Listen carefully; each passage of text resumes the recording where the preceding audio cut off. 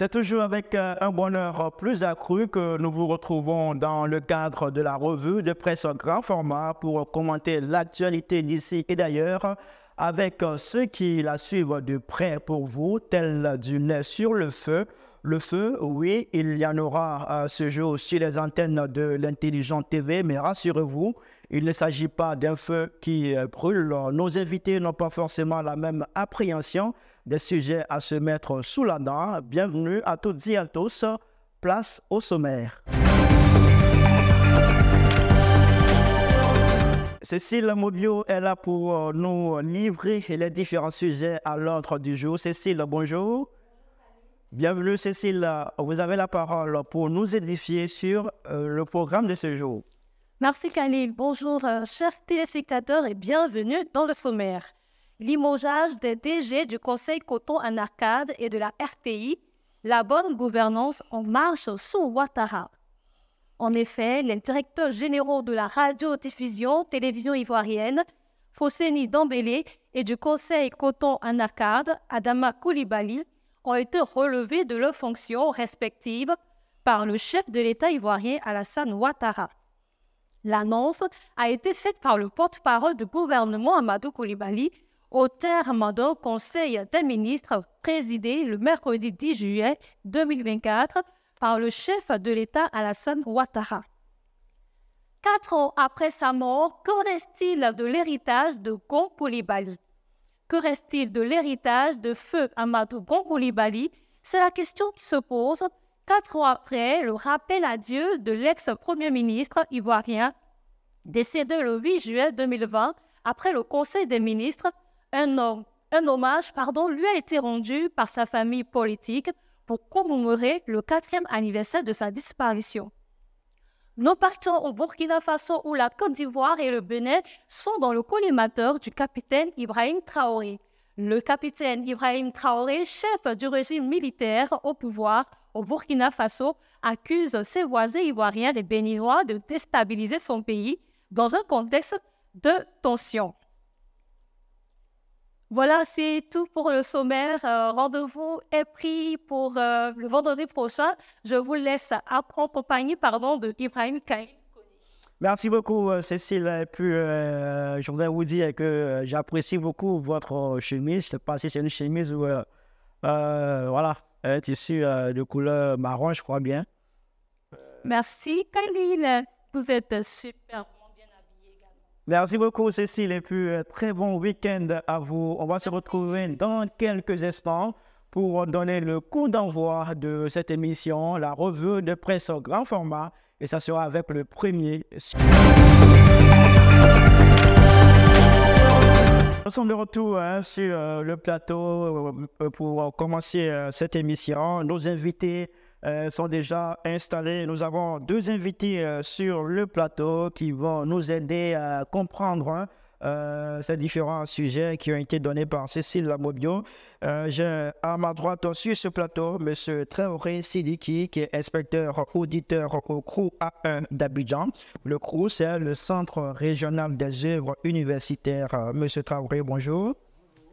Bienvenue à vous, merci d'avoir répondu à notre invitation. Je suis très ravi de vous retrouver ce vendredi, merci. Merci beaucoup. À ma gauche, sur ce plateau, Michel Beta, directeur fondateur du journal de Béni. Monsieur Beta, bonjour. Bonjour Khalil. Merci. Et merci encore à l'Intelligent TV de nous inviter sur son plateau.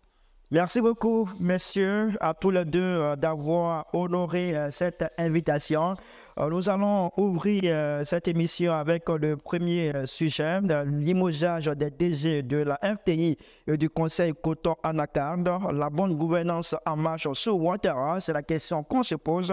Entamons donc avec ceci. Vous le savez, le président Alassane Ouattara a pris en Conseil des ministres le mercredi la décision de relever de leur fonction le directeur général du Conseil Coton en Arcade, Adama Coulibaly, et celui de la RTI, radiodiffusion télévision ivoirienne, Fosseni Dambélé, pour des dysfonctionnements, des problèmes de gestion et de gouvernance tels que signifiés par le porte-parole du gouvernement Amadou Coulibaly lors de son point de presse. Ces limogeages sont la conséquence des premières constatations des contrôles et audits diligentés dans les entreprises publiques par le vice-président de la République, Timoko Meïliette Koné, sur instruction du président de la République, Alassane Ouattara. Alors, M. Beta, que doit-on comprendre par cette décision?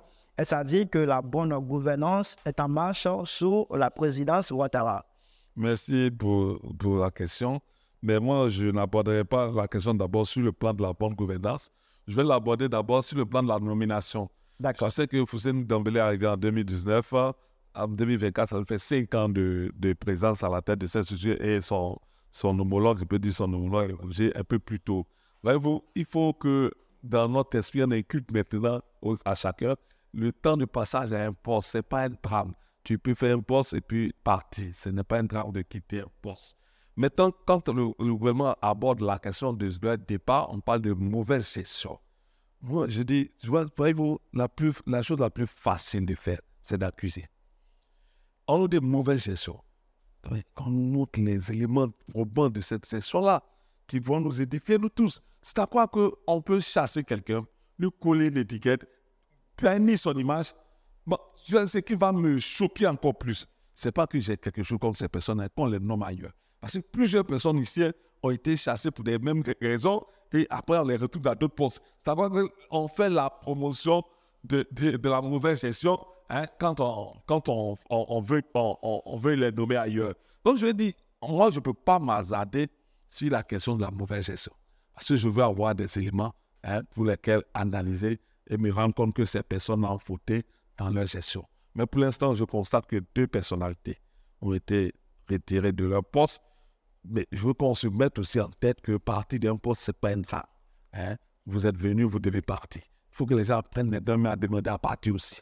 Après 5 ans de gestion, tu peux demander à aller faire autre chose. On peut servir, comme Fousseni disait, on peut servir à tous les postes pour qu'on nous mette ici. Donc, moi, je crois qu'aujourd'hui, c'est vrai, on les a fait partir. Mais pour moi, je reste un peu dubitatif quant à la raison de leur départ. Parce que s'il y a mauvaise gestion, il faut les entendre. Est-ce qu'ils ont été entendus? Enfin, je sais, la Côte d'Ivoire, je le dis toujours et je ne cesserai jamais de le dire, nous appartient tous. Quand vous pouvez jeter un discrédit sur une personne comme ça sans apporter des éléments, c'est à croire que ça ne vous aide pas. Moi, j'aurais aimé qu'on dise après l'avoir entendu, voilà ce qu'on dit. Mais il a, bon, je ne sais pas. Pour vous, ils ne sont coupables de rien? Non, pour moi, leur culpabilité n'a pas été prouvée pour l'instant. Parce que ces personnes-là, jusqu'ici, nous sommes des acteurs, je dis des acteurs avertis de l'actualité. Nous n'avons jamais entendu de nos investigations que Fousseni Dembélé a été entendu par une juridiction quelconque. Après un constat de rapport qui l'incriminait sur certaines... Mais le gouvernement affirme avoir mené des audits et des contrôles au sein des entreprises publiques. Et voici ce que ça a donné comme résultat. Je pense qu'il y a un auditeur parmi nous, il va nous éclairer dans ça. Ce que je veux dire, quand on finit un audit, la première démarche, c'est d'interroger ceux qui sont en mise en cause dans l'audit. Si cela n'est pas fait, je crois qu'on ne peut pas de goût leur faire porter le chapeau. Pour moi, c'est ce que je sais pour l'instant. D'accord. Maintenant, comme on a un auditeur avec nous, lui nous éclairera davantage. Mais pour l'instant, je me dis que moi, je reste dubitatif contre une raison avancée par le gouvernement. D'accord. C'est aussi votre cas. Vous êtes aussi dubitatif sur ce qu'on reproche à M. Adama Coulibaly et M. Fousseni Dembélé. Dans un premier temps, je salue cette action du gouvernement qui est en train de faire la preuve, effectivement, de la mise en œuvre de la bonne gouvernance comme étant désormais une politique que la Côte d'Ivoire doit pouvoir mettre en place pour assainir la gestion des entreprises publiques. Alors, ce qui se passe là présentement, je pense que le gouvernement a tiré toutes ses responsabilités en relevant 2 directeurs généraux de leur fonction. Après quoi? Après audit. Et là, ça devient intéressant. C'est-à-dire que nous sommes dans une démarche scientifique. Si on était tombé sur eux pour parler de gouvernement comme cela, pour le débarquer, j'aurais dit attention. Mais c'est après audit. Ça veut dire en termes clairs qu'il y a eu un travail préalable d'enquête, etc., qui ont abouti à des preuves tangibles pour que ces personnalités-là aujourd'hui soient relevées de leur fonction. Alors, maintenant, il faut laisser l'affaire poursuivre son cours parce qu'il pourrait avoir aussi, comme on appelle, une judiciarisation de cette affaire-là, si éventuellement des détournements assez graves sont avérés. Et donc, je suis beaucoup plus, moi, dans la dynamique de la leçon que le gouvernement est en train de donner. une leçon pour dire à tous les directeurs généraux, et ils ne sont pas les premiers à débarquer, attention.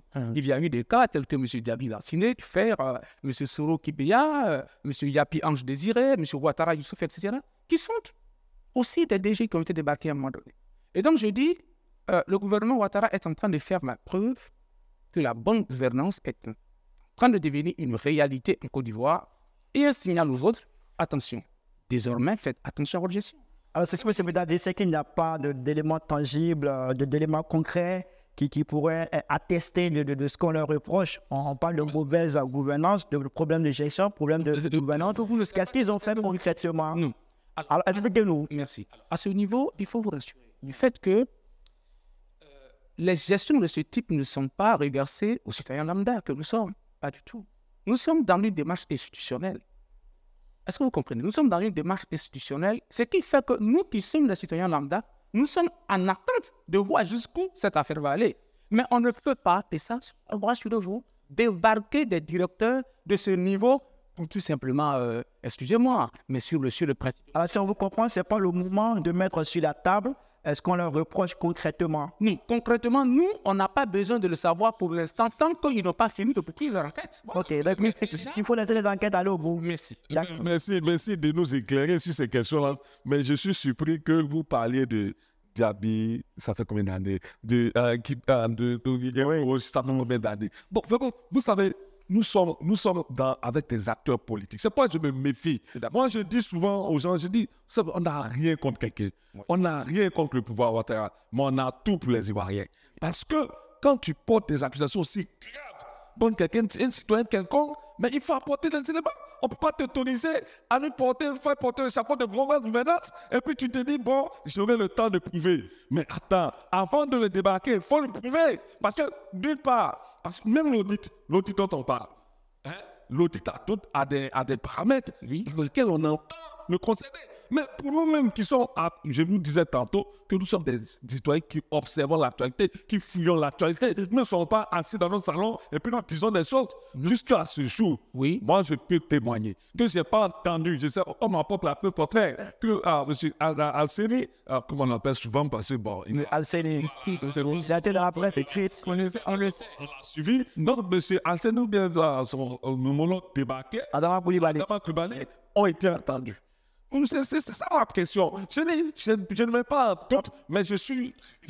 Vous êtes reconnu que le gouvernement était vague sur la question. Dans un pays de droit, ces personnes-là ont toute la latitude de faire la preuve qu'ils ne sont pas responsables de ce dont elles accusent.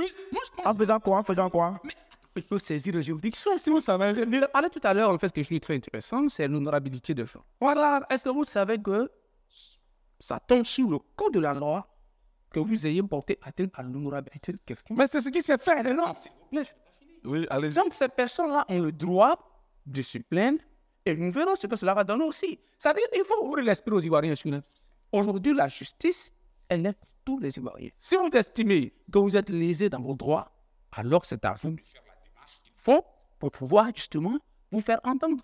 Mais jusqu'à preuve du contraire, les deux directeurs généraux qui ont été relevés de leur fonction, ils n'ont pour le moment rien dit. Mais ce silence lui-même, si on veut l'exploiter, il veut dire quoi? On vous accuse, vous, d'avoir fait de la mauvaise gestion et vous ne dites rien. Donc c'est à nous justement d'être prudents, comme il le dit. Être prudents dans le sens où les accusés eux-mêmes n'ont encore rien dit. Ne soyez pas l'avocat des silencieux. Alors, monsieur Traoré, vous avez évoqué des noms tout à l'heure. Monsieur Diaby Lassiné, qui était DG du FER. Monsieur Soro Kipeya Eloge, DG de Ansud. Yapi Ange Désiré, DG de NPSP. Ouattara Youssouf, AGD. Bilé Diemeleou, RTCI. Koulibaly Lamine, AGF. Vous avez parlé de bonne gouvernance pour vous, le fait que ces personnes soient débarquées de leurs fonctions. De relever de leurs fonctions. Pour vous, c'est une forme de bonne gouvernance de la part du régime Ouattara. Seulement que ce qu'on a pu constater, seul M. Koulibaly Lamine a été transféré à la MACA, qui est devenu aujourd'hui le pôle pénitentiaire d'Abidjan. Lui seul a été transféré là-bas. Et les autres ont été nommés par ailleurs. On a M. Diaby Lassiné qui se retrouve quelque part aujourd'hui, pareil pour les autres. Alors, est-ce que l'on peut parler vraiment de bonne gouvernance? Moi, c'est ça. Oui, c'est ça la question. Moi, je suis sûr, c'est parce que c'est vous qui ne comprenez pas. On veut comprendre. Le fait de sanctionner justement une personnalité, une autorité, ce n'est pas seulement pour l'avoir en prison, mais quand on vous relève de fonction, c'est une sanction. Et toutes les affaires ne conduisent pas toujours en prison. Je vais vous donner un exemple simple. Alors, le ministre pour les ministre des Sports, mais les gens n'en parlent pas suffisamment, mais il perd son fauteuil ministériel après quoi? Après le scandale du stade de Bimpe. Mais attendez, s'il vous plaît. Seulement qu'il a été renommé, il a été nommé au gouvernement. Non. Donc, je veux rafraîchir un peu la mémoire au débatteur. Vous savez, nous ne sommes pas là pour incriminer. Non, on ne le fait pas. Mais ce que je veux qu'on retienne, Oui. la question de la bonne gouvernance, c'est quelque chose qui nous coûte cher. D'accord. Aujourd'hui, quand on révèle le taux de disparité due à la corruption, à la mauvaise gestion, c'est alarmant pour un pays comme la Côte d'Ivoire. Donc, nous voulons que cela soit fait en sorte que personne ne se sente un peu accusé à tort. C'est pourquoi, disons, si ces personnes ont été relevées de leur fonction pour mauvaise gestion, parce qu'il faut relever la raison. On peut te relever en chose. Vous parliez tout à l'heure de Dao Polin. Dao Polin, il a été relevé pourquoi? Mais simplement, le président estime que lui, il n'a plus besoin de Dao Polin à son poste de ministre. Ça relève du pouvoir discrétionnaire du président de la République. Donc, il ne suffit même pas de son renvoi au sein du gouvernement. Mais je dis pour ces personnes-là, le gouvernement vient dire, ceux-là, je les chasse parce qu'ils ont mal géré le pays. Il faut donner une suite judiciaire. Donner une suite. Que ce soit un non-lieu, qu'il y ait quelque chose, mais il faut nous donner des documents qui attestent que demain, cette personnalité va parler, moi je vais lui boiter ce document pour dire, monsieur, voilà ce dont on t'a accusé à un moment donné. Tu n'es même plus digne de faire partie des citoyens qui peuvent gérer, parce que voilà ce que tu as fait un jour. Parce qu'on ne peut pas les débarquer comme ça, leur reprocher des choses aussi graves, et puis les laisser comme si de rien n'était. Pour nous autres, c'est un scandale.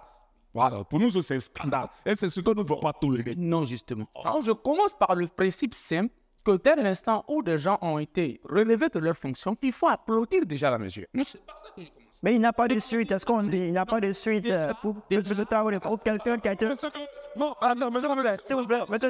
S'il serait débarqué, c'est un plaisir à le voir débarquer. Non, s'il vous plaît, on va s'écouter, M. Traoré. Pour quelqu'un qui a été débarqué de ses fonctions pour détournement de fonds, et puis il n'y a pas de suite judiciaire, il est libre de tous ses mouvements. Il n'y a même pas de... Pourtant, c'est l'argent du contribuable.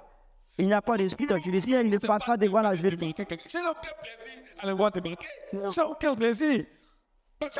Oh, le plaisir que vous tirez, c'est de les voir en prison. Hein? Non, de les voir payer pour leurs actes qui sont dangereux. Mais il faut qu'ils subissent la loi. Non, c'est ça pour moi. C'est ça la satisfaction. Que s'ils ont posé des actes qui mettent en tort la nation ivoirienne, qui payent pour ça. C'est tout. Sinon, on les débarquait. Écoute, quand on débarque quelqu'un, mais tu as occupé une fonction, vous même enlever quelqu'un. Si tu n'as pas l'esprit que tu dois partir un jour, c'est toi, mais c'est dommage pour toi. Moi, je ne suis pas à ce niveau-là. Donc, si on comprend, M. Betta, la bonne gouvernance en Côte d'Ivoire, on a encore du chemin à faire. Mais on ne met pas des actes concrets. Et puis, moi, j'atteste cela. Moi, je dis, j'aime pas le discours politique doit s'appeler d'actes. C'est pas le fait. Ce sont les actes. Non, c'est pas le fait de débattre, donne-nous les éléments tangibles. Monsieur Ouattara, qui était dans l'opposition, lorsqu'il a fait libérer Tapeto et Amanzou de prison en son temps, parce que c'est des parents que je fréquentais, mais il a dit qu'on nous donne les éléments de leur condamnation. Parce qu'on les avait condamnés. Mais c'est pourquoi il les a fait libérer. Pour dire que lui-même, il en est conscient que quand tu débarques quelqu'un pour mauvaise gestion, il faut nous apporter des éléments tangibles pour que nous, les populations, les citoyens lambda pour lesquels tous les jours on souffre, on paie tous les jours pour faire rentrer de l'argent dans la caisse de l'État, on puisse voir les actes pour pouvoir aussi demain attester de ce que tu dis. Mais ça devient des actes politiques et on ne voit pas les faits. Allez-y, M. Traoré. Voilà, c'est ça. Malheureusement, en fait, je pense que vous êtes peut-être dans la précipitation. Après tout ce que vous avez cité là, c'est pas moi dans la précipitation, c'est vous qui êtes dans... Non, je vous dis pourquoi. Je vous dis pourquoi. Parce qu'en fait, tous ces directeurs qui ont été débarqués, ces directeurs généraux qui ont été débarqués, De micro. on attend de voir la suite. Depuis combien d'années?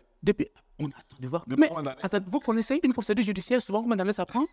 Mais les anciens même nazis de 1939-45 sont jusqu'à aujourd'hui, leurs affaires sont judiciarisées.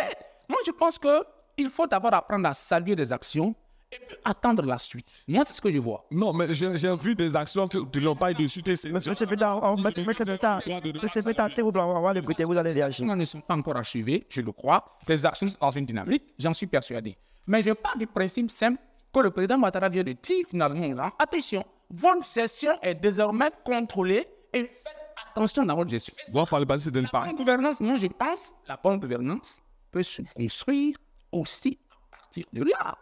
Dire aux gens, on peut vous relever de vos fonctions chaque fois qu'un auditoire montre que vous êtes dans votre gouvernance. C'est tout. Alors, monsieur le président, C'est positif. le président a aussi engagé la responsabilité des ministres dans la gestion des entreprises sur leur tutelle Merci. en raison de leur présence à travers des mandats dans les conseils d'administration ou de gestion des entreprises. Qu'est-ce que cela signifie pour vous? Oui, vous savez, cela existe depuis toujours. Ce qu'on dit dans ce pays-là, ce n'est pas nouveau. Le ministre a droit. C'est pourquoi souvent, quand on fait les conseils d'administration, tous les ministères impliqués ont un droit de regard par des représentants et autres. Mais nous pourrons toujours, c'est que ces représentants-là puissent se rendre compte pour que ce pourquoi on les a mandatés puisse avoir un effet efficace, évident pour les populations. Parce que vous ne pouvez pas comprendre qu'aujourd'hui, le président, après 14 ans de pouvoir, veut attirer l'attention de ses ministres sur la gestion de leurs représentants. On peut naturellement s'intéresser, mais jusqu'ici, il faisait quoi? Interrogeons-nous. Vous savez, tu vois, sur quoi le président Ouattara a marqué l'adhésion des populations ivoiriennes, c'est sa gestion. Et si 15 ans après, nous sommes encore en train de décrire sa gestion, c'est qu'il y a de quoi s'interroger. Est-ce qu'il n'a pas échoué? Est-ce que ce n'est pas le fait, c'est pas aujourd'hui la preuve de son échec qu'il est en train de nous démontrer? Tous ces éléments méritent d'être posés. Pourquoi aujourd'hui, le président Ouattara nous dit qu'il il a failli à certaines règles de gestion qui nous disent ce n'est pas un tort, mais c'est qu'on le constate et ensemble on cherche les solutions. D'accord. Alors, monsieur, est-ce que cela signifie pour vous aussi qu'il faut élargir les sanctions au ministre de tutelle lorsque un directeur a débarqué de ses fonctions? Je vous dis que nous sommes dans une dynamique. Ça dure 15 ans. Non, effectivement. Ça va durer combien d'années? S'il vous plaît, les questions de corruption ne sont pas des possibilités exclusives à la Côte d'Ivoire. Je suis désolé. Dans le monde entier, la problématique de la corruption est réelle. Tous les pays, même les plus développés, aujourd'hui continuent de lutter contre la corruption. Attention, en Amérique latine, c'est encore pire. S'il vous plaît, moi, j'aime saluer la démarche. J'aime saluer les premiers éléments. Et je me dis, voilà l'école dans laquelle il faut s'inscrire. Non, mais vous savez, Maintenant, quand vous me parlez d'échec, je suis vraiment désolé. Je pense que vous allez trop loin. mais c'est le constat. S'il vous plaît, par rapport à un défi. Et puis, vous le mettez dans la gestion des S'il vous plaît, monsieur Pétain, vous allez réagir. Gestion, vraiment, des chefs d'État, s'il vous plaît. Qu'est-ce que vous désignez des phénomènes pour vous? C'est quoi vous qualifiez de ces phénomènes? J'ai débarqué là, deux directeurs généraux. On a dit non parce que sur ils sont taxés de mauvais gestionnaires. On dit non, ça veut dire qu'il a échoué dans sa. Mais ce n'est pas le premier. Nous en avons cité plusieurs. Oui, mais plus après, c'est des phénomènes. La gestion des ressources de l'État, la gestion des ressources de nos populations qui se perdent tous les jours à trouver le pain quotidien. Vous appelez ça petit phénomène? Non, je suis désolé. Il faut l'arrêter ça. Non. Un jour quand même. Mais attendez, est-ce que le fait de relever deux directeurs généraux Oui, de leur fonction oui. veut dire tout de suite que non, il a échoué? Non, A échoué dans sa non, s'il vous plaît. disproportion. Non, il a ajouté quelque chose que le président a interpellé ses ministres sur la présence. Il a un représentant au sein des conseils d'administration. Est-ce qu'il ne fait pas le travail?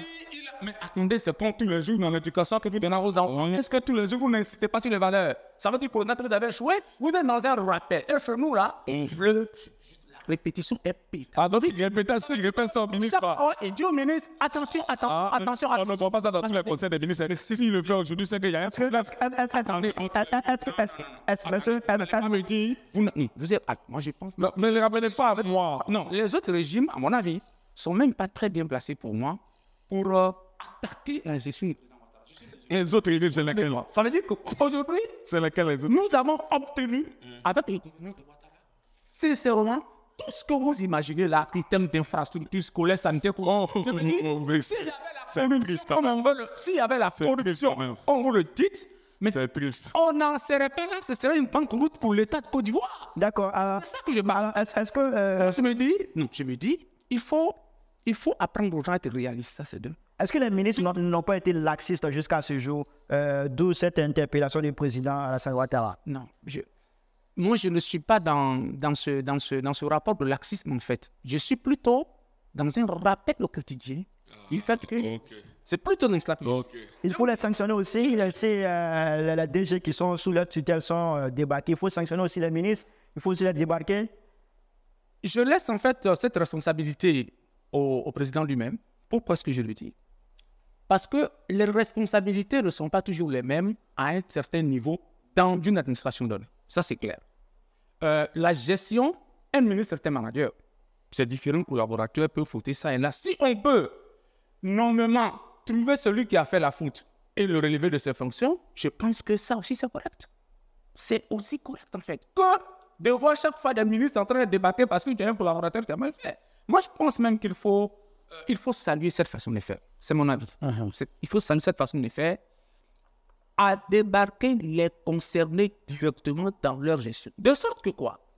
Tout un chacun est donc responsabilisé par rapport à sa gestion pour que, dans le pire même des cas, si un ministre demain veut vous faire ce qui ne peut vous condamner demain, vous allez marquer votre position parce que quand on sera audité, c'est vous qui allez payer. Donc, je crois même qu'il est en train de créer à partir de là une autre dynamique dans les services où chacun est responsable des actions qu'il pose. C'est à quoi la Côte d'Ivoire est créée aujourd'hui? Monsieur Beda, est-ce que ça garantit une gestion efficiente et transparente? Moi, tu sais, je suis arrivé à une conclusion assez simple. Vraiment, aujourd'hui, quand le président Ouattara interpelle ses ministres, il dit, ça fait plusieurs fois que vous les interpellez. Quand vous ne voyez pas de résultats, vous prenez des décisions. Si le président Ouattara n'est pas capable, on a vu... c'est pas ça la solution. Non, c'est pas ça la solution. Il faut passer aux actes. La solution, c'est quoi? J'en viens. Lorsqu'on est sorti de la crise, il y a eu la question des 100 milliards de l'université. Ils ont débarqué le DAF du ministère. Le ministère est resté.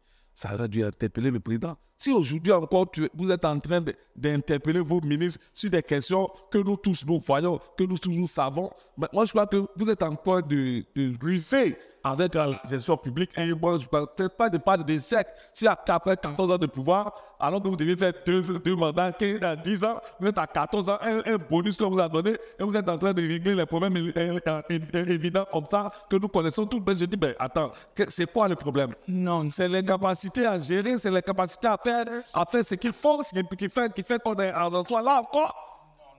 À la question d'interpellation. Il faut le dire, il faut pas sur le quartier. Il veut vous répondre. Monsieur Traoré va vous répondre à votre question. Je ne peux pas donner des réponses, mais je constate. Monsieur Beta, il va répondre à votre question. Monsieur Beta, il va répondre à votre question. Il va donner son point de vue. Bon, encore qui c'est alors? Non, pas du tout. Je ne me sais pas. Je vais vous dire en fait ce que je pense correctement de la situation. Je pense que souvent, les gens vont trop loin dans les différentes approches qu'ils ont par rapport à la gestion d'un État. La gestion d'un État est beaucoup plus complexe. Et je vous dis, nous sommes en train de regarder le progrès que nous avons eu depuis que le président a été. Est-ce qu'il y a eu du progrès ou pas? Oui, il y a eu du progrès. Nous aussi, nous voyons. Le progrès de la Côte d'Ivoire commence depuis 1960. Après l'indépendance, on a eu du progrès jusqu'à aujourd'hui. Non, mais s'il vous plaît, quand on voit les chiffres en face, entre ce qui a été fait avant et ce qui est fait maintenant, il n'y a pas match. Je suis désolé. Vous estimez qu'il y a un progrès en termes de bonne gouvernance? En termes de on appelle ça de satisfaction. Monsieur Traoré, venons aussi, j'en parle de bonne gouvernance. Oui, c'est cela. Mais comment on obtient tous ces résultats si pas derrière, il n'y a pas de rigueur? Mais c'est là où vous me choquez en fait. C'est moi je suis en train de vous dire que c'est parce qu'il y a eu de la rigueur qu'on a ce genre de résultats. Si en fait tout le monde faisait sortir l'argent comme il le voulait, on n'aurait pas eu ces résultats. Quand on fait sortir l'argent, on le veut. Non, c'est une façon de parler. Parce que vous êtes la bonne gouvernance, c'est quoi? La bonne gouvernance, c'est quoi? Oui, je vous écoute. Justement, c'est le respect des principes de la gestion. Il faut partir de la bonne gouvernance. Mais vous savez, quand vous nous parlez de bonne gouvernance, vous savez, non, je viens, non, ce n'est pas des thèmes littéraires, c'est des faits. Oui. Je vais vous dire quelque chose qui est simple. Oui. Vous savez, quand on relève quelqu'un pour une mauvaise gestion, la première des choses, c'est les biens. c'est comment récupérer ce qu'il a pris. C'est pas des faits du... Et vous savez, c'est bien. Mais c'est pas du spectacle. C'est la gestion de l'État. C'est pourquoi j'ai dit toujours, quand vous avez parlé de phénomène, j'ai dit, mais Anna, on n'est pas sur la même longueur d'onde. Non, on n'est même pas sur la même longueur d'onde. C'est pas... Attends, les accusations portées contre ces personnalités-là, qui ont la charge de la gestion des deniers publics, là, est trop grave. Oui. Trop grave. Je vous le dis. Je vous le dis, pour moi, c'est la chose la plus alarmante qu'on puisse savoir d'un pays. Parce que quoi? Je le dis pourquoi? Parce que tous les efforts des uns des autres, c'est pour servir l'État. Absolument. Avec leurs moyens. Absolument. Donc, un jour, quelqu'un a détourné ses moyens, on le sait. Alors, il faut aller plus loin que ça. Non, merci. Alors, monsieur Koné, il faut lui expliquer. Justement, voilà ce problème. La mauvaise gestion, qu'est-ce que vous entendez par mauvaise gestion? C'est un terme englobant. La mauvaise gestion, c'est quoi? Est-ce des gens qui ont volé de l'argent? Est-ce des gens qui n'ont pas su assurer la régularité des marchés? Est-ce des gens, etc. Dans la mauvaise, il faut faire très attention. Ça prend en compte plusieurs choses. En réalité, c'est éclairé. C'est quoi? Ça nous demande d'éclairer. Ça fait des années, on ne peut pas éclairer. Monsieur Beta, s'il vous plaît. Monsieur Beta, on écoute parce qu'il faut calmer justement. Il faut calmer le débatteur. On a calmé. Vous écoutez, monsieur Beta, il faut l'écouter. On va l'écouter. Monsieur Beta, on va l'écouter. Non, alors, non, dans la mauvaise gestion qui est un terme générique, il faut voir plusieurs éléments à l'intérieur. Et je vous dis, si des faits de vol, par exemple, ont été constatés, mais il va aller en prison, rassurez-vous. Mais si c'est tout simplement des défauts de mise en procédure de tel ou tel marché, des défauts justement de, comment on appelle ça, de placer tel ou tel collaborateur, etc., c'est tout ce qu'on appelle la mauvaise gestion. D'accord. Je me dis, faisons attention et soyons à l'écoute. Oui, d'accord, monsieur. On précise que monsieur Foussene Dambélé, qui était DG de la RTI, et monsieur Adama Koulibaly, DG du Conseil Coton Anacat, ont été relevés de la fonction pour des dysfonctionnements, pour des problèmes de gestion et des problèmes de gouvernance. C'est ce qui a été signifié par le gouvernement. On attend la suite pour savoir s'il s'agit de détournement de fonds ou s'il s'agit de difficultés à gérer le personnel. Il y a plusieurs éléments qui entrent en ligne de compte. On va attendre la suite des enquêtes pour être clairement situés. Ce qu'on lui reproche, sinon ce qu'on leur reproche concrètement. Sinon, pour l'instant, on va rester au thème problème de gouvernance, problème de gestion. Merci beaucoup à tous mes deux débatteurs. On va avancer pour s'intéresser au deuxième sujet, mais je voudrais juste signifier que M. Jean-Martial Adou, le DG intérimaire de la RTI, il était jusque-là le directeur de cabinet du ministère de la Communication. Et M. Berté Mamadou a été nommé directeur général par intérim du Conseil du Coton et de l'ANACAD. Il était le directeur général adjoint de cette structure. D'accord, voilà, vous avez la félicitation de M. Beta Michel en attendant que, voilà, et de M. Traoré Sidiki. On se retrouve dans quelques secondes pour le deuxième sujet. Retour sur les antennes de l'Intelligent TV pour la suite de cette émission, la revue de presse en grand format. C'est votre émission hebdomadaire pour commenter, décrypter, analyser l'actualité d'ici et d'ailleurs avec nos éditorialistes les plus outillés. Nous allons parler de Amadou Gon Coulibaly, ancien Premier ministre de Côte d'Ivoire, vous le savez. Il est décédé le 8 juillet 2020 et cela fait maintenant 4 ans qu'il nous a quittés. Son parti, le RHDP, lui a dédié lundi dernier une cérémonie d'hommage qui avait pour thème AGC, un héritage de valeurs au service de la nation. Monsieur, la question que je pose à tous les deux, que reste-t-il justement de cet héritage de Amadou Gon Coulibaly, M. Traoré? Amadou Gon Coulibaly, est-ce que vraiment on a encore besoin de présenter cette forte personnalité politique que nous avons connue en Côte d'Ivoire? Un homme en fait qui a connu en fait la presse politique à un moment donné, un des inconditionnels en fait du président Ouattara. Depuis donc le RDR, ils font partie justement des têtes pensantes, des fortes personnalités du RDR, donc les grands bâtisseurs justement de ce parti politique. Et donc pendant longtemps, il va montrer toute sa loyauté à l'endroit de son chef de l'État.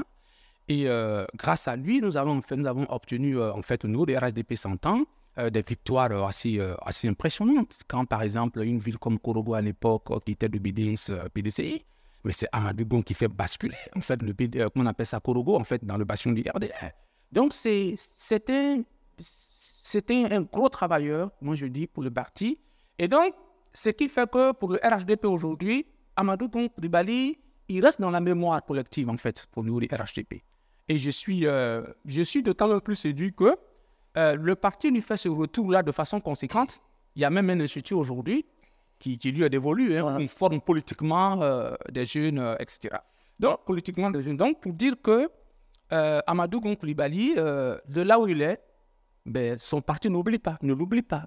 Et donc là, parce que aussi, il a travaillé dans ce sens tout le temps qu'il était donc parmi nous. Donc, c'est ce que déjà je peux dire. D'accord. M. Vita, à l'occasion de cette cérémonie d'hommage, M. Gilbert Kafana Koné a dit que l'héritage de Amadou Gon Coulibaly est riche et puissant. Vous le pensez? Non, je ne le pense pas. Ça ne faut pas que je le cache. Pour moi, Amadou Gon Coulibaly, c'est cette figure politique-là de papa qui conçoit la politique en termes de tribu. Et c'est dommage. On le voit même dans toute sa démarche. Vous savez, en son temps, il y avait le directeur de campagne du président Laurent Gbagbo à Korogo, Issa Malik, qui a vu sa maison brûlée par les partisans d'Amadou Gon Coulibaly. On n'a même pas eu un mot de compassion. Voyez-vous, c'est ces valeurs-là qu'on n'a pas retrouvées en lui. Moi, je n'ai pas retrouvé un nombre de valeurs plus à Côte d'Ivoire. On parle de son parti. Ça, c'est eux qui peuvent. Donc, pour vous, il avait une politique axée sur le tribalisme. Non, il était tellement. Bon, je dis, mais je me suis même moi. Hein. C'est pas plus aider la date de ma personne de cette. C'est incroyable que d'une personnalité de cette trempe-là soit décédée. Ça, on est tous compatissants. Je sais que même. Vous parlez de ces faits. Je parle de ces faits pour la nation. Pour moi, c'est ce genre de personnalité-là qui concevait la politique en termes de tribus. Et c'est dommage. C'est dommage. La Côte d'Ivoire n'a pas besoin de ça. La Côte d'Ivoire a besoin de rassembler ses fils, qu'ils soient du nord, du sud, de l'est et de l'ouest. Vous savez, vous partez de l'ouest, vous parlez d'Amadou Gon Coulibaly, ils ne vous diront pas des actes significatifs de lui. C'est pourquoi, quand on parle d'une personnalité, hein, à l'image de la Côte d'Ivoire, vous avez vu les hommages qui ont été rendus à Bédié partout dans la Côte, à travers la Côte d'Ivoire. Est-ce qu'il est chef d'État? Non, ce n'est pas parce que simplement il était chef d'État. Non, c'est un homme politique. C'est un homme politique de valeur. Vous savez, pour être chef d'État et ne pas être à ce niveau de responsabilité-là vis-à-vis des populations, de l'ensemble de la Côte d'Ivoire. Moi, je le dis parce que je le pense et je pense que beaucoup le pensent. Aujourd'hui, on a vu à Korogo. Vous avez vu chez Bédié un jour, ils ont brûlé la maison d'un leader politique autre que son parti. Non, c'est des choses qui doivent marquer les Ivoiriens. Parce que vous savez, vous, en tant que leader, il était maire, député, mais en tant que leader, vous devez de préserver la paix pour tout le monde. Dans votre région, vous devez de préserver. Aujourd'hui, vous avez vu l'hommage que Afik Gessa a rendu à Bédié. Afik était opposant dans sa région. Mais après le décès d'Amadou Gon Coulibaly, toute la classe politique a rendu hommage à Amadou Gon Coulibaly. Toute la classe politique a reconnu en lui des valeurs d'homme intègre, des valeurs de homme travailleur, des valeurs de homme plein de loyauté. Alors, il a fait... C'est la loyauté de Gon Coulibaly dont on parle. On le dit toujours, la loyauté envers Ouattara. Non, on parle de loyauté envers la Côte d'Ivoire. Parce que, non, moi je dis... Il n'a pas été loyal envers la Côte d'Ivoire. Je dis non, mais je ne fais pas juger. Mais je dis ce que moi j'ai constaté de Amadou Gon Coulibaly. Non, mais plusieurs personnes, je ne vais pas les citer. C'est-à-dire qu'en fait, il a pu appliquer la politique que Ouattara avait décrite au début de rattrapage. Il a mieux appliqué que quiconque. D'accord. Moi, c'est ce que j'ai dit. D'accord, on vous a compris. En fait, aujourd'hui, si on me demande l'héritage de Gon Coulibaly, je dirais peut-être qu'on a eu des infrastructures. Bon, ça c'est bon aussi. D'accord. En termes de valeur politique, je n'en vois pas. On vous a compris, M. Traoré. Allez-y, vous pouvez réagir. Il le disait, Amadou Gon Coulibaly conserve la politique en termes de tribus. Mais c'est tellement grave en fait. Parce que je pense qu'il y a quelque chose aussi qui est en train de se passer, c'est la méconnaissance profonde de notre histoire à nous. Vous avez remarqué quelque chose encore en Côte d'Ivoire? Tous ces partis politiques que vous voyez là ont des bases tribales là, en fait. Oui, tous les partis politiques que vous voyez là. Vous savez, s'il vous plaît, on va l'écouter après, vous allez réagir. C'est notre histoire à nous. Les gens ne comprennent pas. Nous sommes aujourd'hui en train d'aller vers une nation. Et ça, c'est ce que le RDR à l'époque Donc, quand vous décrié, s'il vous plaît, lorsqu'ils ont estimé que les questions de l'Ivoirien de source multiséculaire avaient posé problème. En fait, ce qu'ils ne disent pas, c'est que c'est le RDR qui ont lutté contre ce tribalisme-là. Et c'est ça qu'ils ne veulent pas. Alors, M. Traoré, quand vous dites que tous les partis politiques ont une base tribale en Côte d'Ivoire, est-ce que vous accordez du crédit à ce qu'il dit selon sa thèse selon laquelle Amadou Gon Coulibaly a conçu la politique en termes de tribal? Non, justement. La base tribale, elle est le commencement des partis politiques. Maintenant, chacun à l'intérieur, par rapport à ses ambitions étatiques, je veux dire, va commencer à planer des voix ailleurs. La preuve, le RDR à l'époque avait eu toutes les municipalités en Côte d'Ivoire. C'était un parti véritablement national à l'époque. J'avais gagné toutes les municipalités. Absolument. Toutes les municipalités. Parce que le discours à l'époque du RDR, était un discours. La sociologie ivoirienne, s'il vous plaît, la sociologie ivoirienne se sentait le plus concernée. Nous sommes un pays qui a fait un brassage extraordinaire en matière d'interpénétration, que ce soit à l'intérieur du pays comme avec les gens de l'extérieur. Donc, on a un pays qui est tellement brassé que ce vers quoi le RDR à l'époque avait estimé qu'il fallait aller. Il fallait avoir une ouverture d'esprit pour ne même pas que des gens, les mois, etc., puissent avoir des triomphe, mais bien au contraire, que nous puissions être dans un pays où, vous savez, oui, notre devoir, nous, quand nous avons l'occasion de prendre le micro, c'est de contribuer à rassembler les... C'est ce que je fais. D'accord. C'est ce que je fais. Les partis ont une base tribale. Non, faut pas des fonds. Vous n'avez pas sont faits et la caution présent. Je ne cautionne pas. En termes de... Non, monsieur. Il n'y a pas de rattrapage. Mais c'est ce que le représentant lui m'a dit. Non, il n'y a pas de rattrapage. Je n'ai pas inventé. Non, je n'ai rien inventé. D'accord. Je suis d'accord. Mais, s'il vous plaît, le rattrapage, finalement, on a compris, nous autres. C'était quoi? C'était le développement en réalité. C'était le développement. Puisque finalement, partout, on a mis aujourd'hui toutes les villes au même niveau d'infrastructure. Vous allez rentrer dans tout aujourd'hui, dans toutes les régions de Côte d'Ivoire, ils ont moins de chercheurs. Il y a des universités aujourd'hui pour toutes les régions presque. C'est cela qu'il fallait faire. C'est-à-dire que le développement sorte en fait d'une zone, mais que le développement puisse s'étendre à toutes les zones. On parle alors, c'est ça le rattrapage en fait qui est intéressant. Sinon, moi je suis désolé. D'accord, monsieur. En matière de site, en matière d'ethnie, comme ils veulent le dire. Mais aujourd'hui, le RHDP, à l'intérieur du RHDP, on a tous les groupes ethniques au niveau du RHDP, toutes les sensibilités sont à l'intérieur. Quel est le problème? D'accord, monsieur. Vous le savez, en 2020, le président Alassane Ouattara avait désigné Amadou Gon Coulibaly comme étant le candidat du RHDP à la présidentielle de 2020. Malheureusement, Dieu en a décidé autrement. Oui. Est-ce que pour vous, s'il était encore en vie et qu'il avait été élu, il serait un bon président pour la Côte d'Ivoire, Bertrand Michel? Non, vous savez, dès qu'on l'a désigné comme candidat, vous avez vu la division que ça a au sein de son entité. Vraiment, moi je dis souvent, bon, écoutez, chaque parti a sa cuisine interne. Mais je crois que le péché de ce parti-là, du RDR qui s'est mis en RHDP aujourd'hui, c'est de ne pas voir les réalités. Parce que, en fait, tout le combat de tous les partis, comme ils prétendent qu'ils ont un débat tribal, ça a été de faire en sorte que nous dépassons les contingences tribales pour aller plus loin. Merci. Mais dans ce parti-là, ce n'est pas ce qui se voit. Ce n'est pas ce qui se voit. Et tu te souviens que le directeur de cabinet du président de la République, Montano, l'a dénoncé au stade Félix Houphouët-Boigny. C'est ce qui a fait son départ de ce parti-là. Bah après, il est revenu au parti, il est revenu faire des déclarations maintenant, il s'est excusé. Il a tous des excuses officielles. Il a témoigné vis-à-vis de ce qu'il a dit.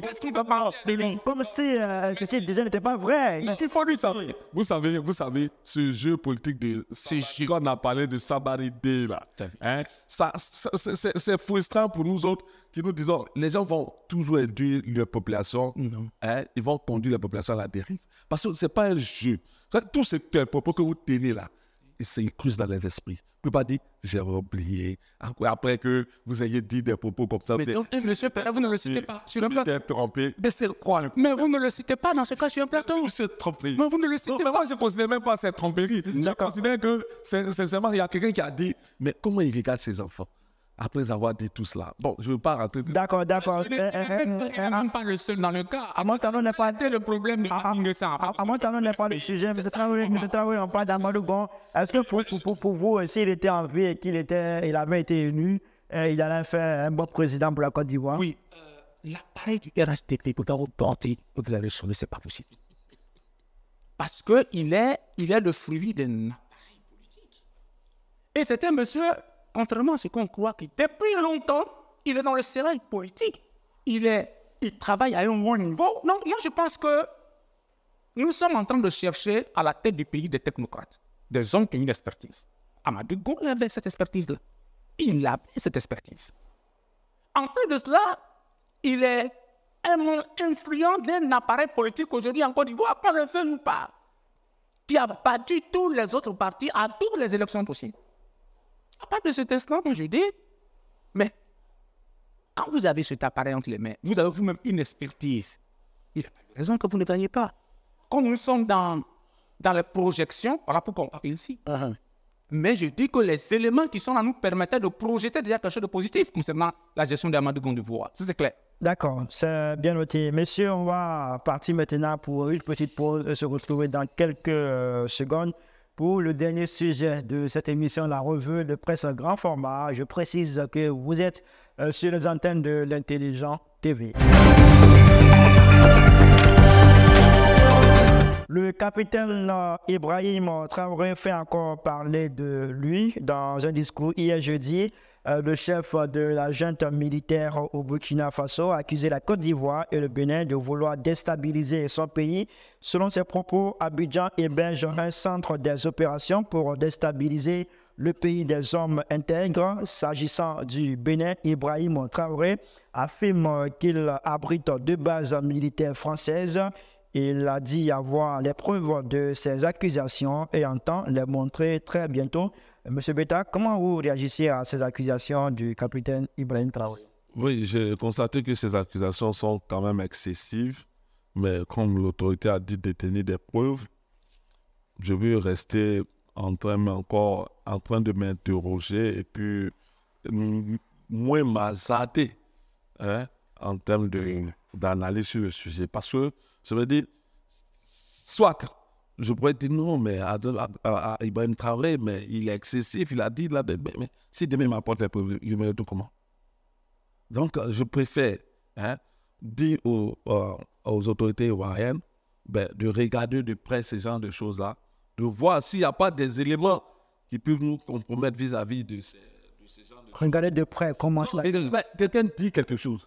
C'est de l'interroger pour voir est-ce que, nous, parce que nous ne nous sentons pas concernés, certainement, je veux croire que la Côte d'Ivoire ne peut pas se permettre ce genre de situation-là, d'abriter des personnes qui viennent déstabiliser un autre pays, je veux croire, même si ces pays-là, tels que le Burkina, ont abrité à un moment donné des personnes qui sont venues attaquer la Côte d'Ivoire. Je ne crois pas qu'on veut lui rendre la monnaie. Non, ça, c'est pas une démarche diplomatique. Donc, je crois que la Côte d'Ivoire n'a pas encensé ce dont Ibrahim parle. Mais je veux qu'on lui interroge des canaux diplomatiques pour lui dire, mais si tu as des éléments, donne-les-nous. Parce que nous sommes en collaboration militaire, quoi qu'on dise. Donc, vous souhaitez que la Côte d'Ivoire réagisse à cette sortie du capitaine Ibrahim Traoré, parce qu'on voit, on constate que le gouvernement est jusque-là silencieux. Ce n'est pas la première fois que le chef de la junte militaire au Burkina affirme ce genre de choses. Oui. Il faut que la Côte d'Ivoire réagisse. Mais on lui demande les preuves pour l'aider. Parce qu'il ne faut pas se cacher que la zone de l'Afrique de l'Ouest est une zone très sensible aux djihadistes et à toutes les attaques de terroristes. Donc, c'est une zone où nous sommes en collaboration avec toutes les entités militaires de la région pour lutter contre ce genre de phénomène-là. Donc, on peut toujours interroger le voisin pour dire, mais si tu as des éléments, peut-être que nous ne les avons pas, il faut nous les fournir pour que nous puissions faire ce qui est nécessaire. Si ça vient de chez nous. D'accord. Alors, M. Traoré, pourquoi, selon vous, la Côte d'Ivoire et le Bénin qui sont dans le collimateur du capitaine Ibrahim Traoré? Les accusations du capitaine Traoré, moi, ne me surprennent pas du tout. Ça participe, en fait, de la propagande de la junte au pouvoir au Burkina. Donc, c'est ce genre de trucs. On l'a dit quand Babo a dénoncé. Monsieur Beta, on va l'écouter, s'il vous plaît. Monsieur Beta, s'il vous plaît. Monsieur Beta, s'il vous plaît. Vous allez pouvoir réagir, s'il vous plaît, Monsieur Beta. Il n'est pas sa première accusation, hein. Si vous le savez, il n'est pas sa première accusation. Ouais. Non, ça fait partie d'une rhétorique langagière, qui en fait leur permet, eux, vraiment de chercher une légitimité dans leur pays.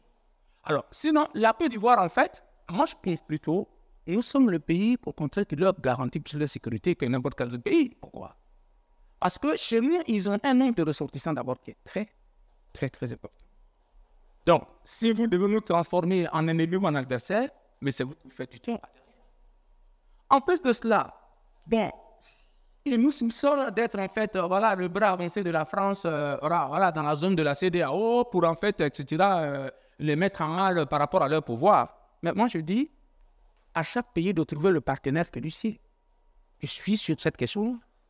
On ne fait pas la France pour aller se mettre avec la Russie. Vous n'allez pas critiquer le tigre et puis être avec la panthère.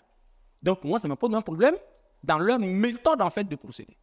Mais en même temps, moi, je veux rassurer les gens. La Côte d'Ivoire, aujourd'hui, nous sommes dirigés par un économiste. Peut-être que les gens ne savent pas trop ce que cela veut dire. Allez-y dans tous les documents économiques. On va vous dire, les crises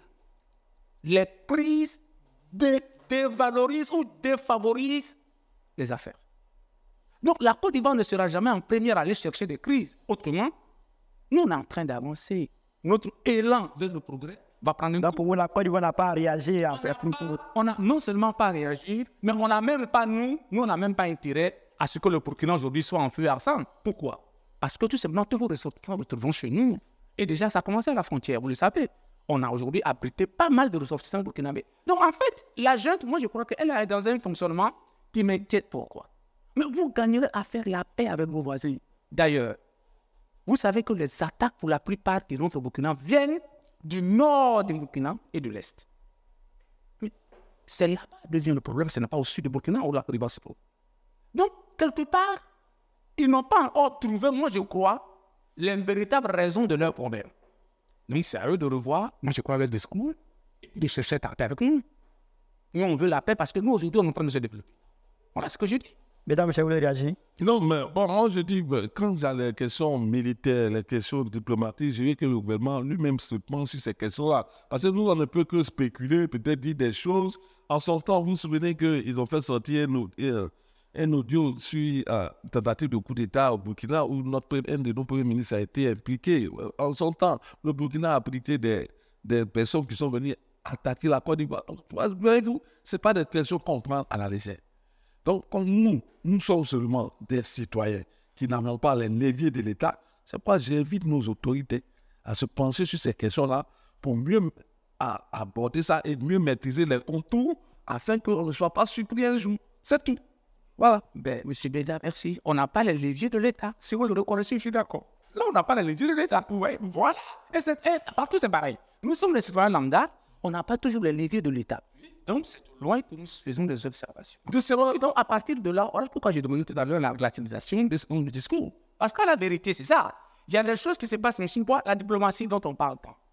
Mais le président Diomaye Faye, il vient d'être choisi comme médiateur. Voilà. Mais les gens ne se posent pas la question de savoir maintenant ce que c'est fait. Comment ça s'est fait que c'est Diomaye Faye qu'on a choisi? Non, vous le savez, vous le savez. Non, mais ça s'explique simplement. Si tu mets des explications, il a plus de légitimité que les autres frères. Mais il a plus de légitimité. Ok. Toutes les campagnes que Diomaye Faye et Sonko. Et Sonko, merci pour le Sonko.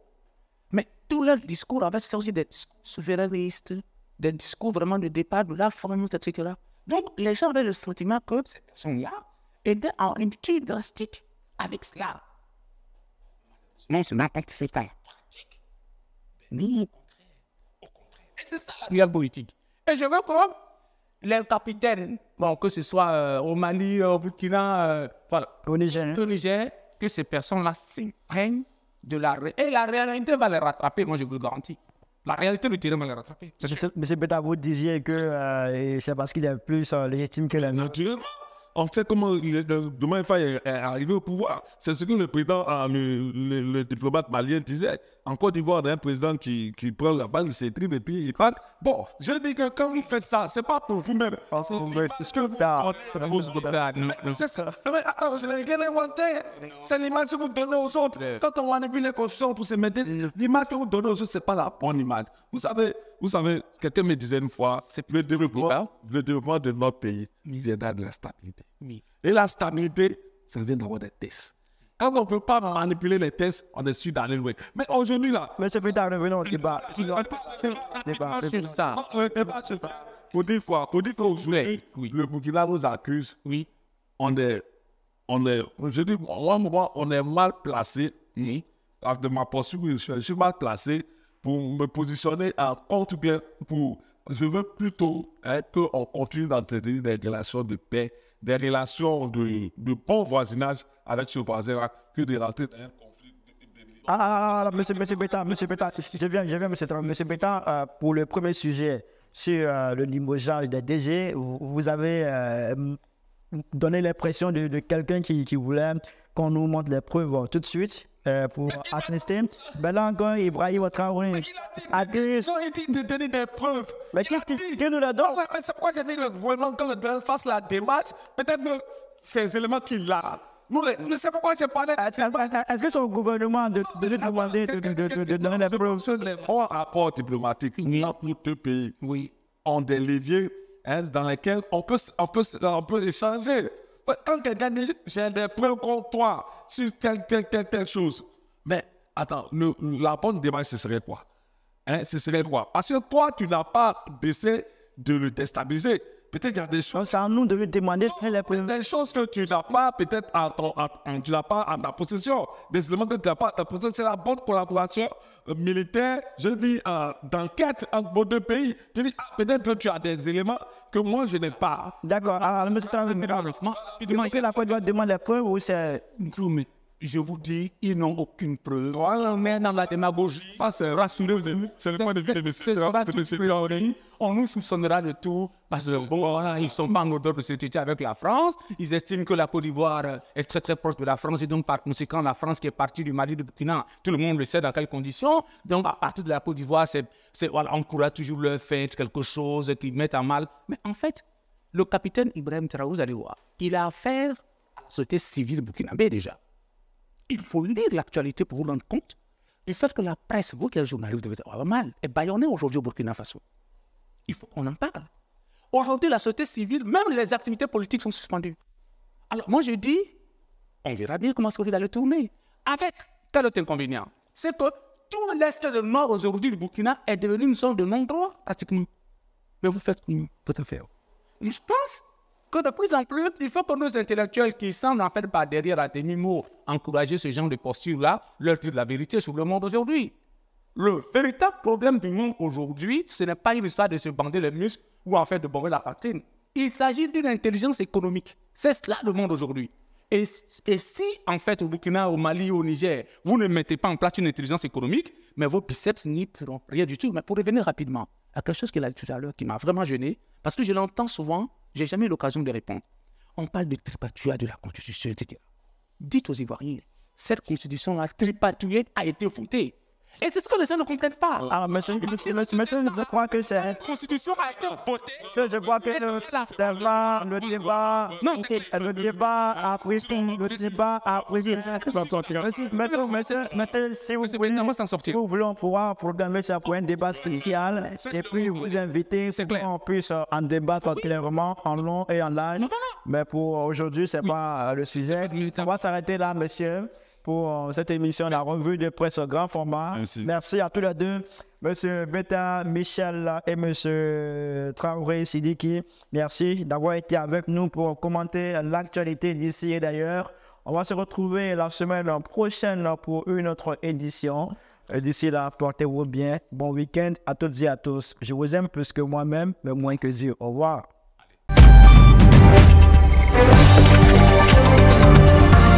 Allez.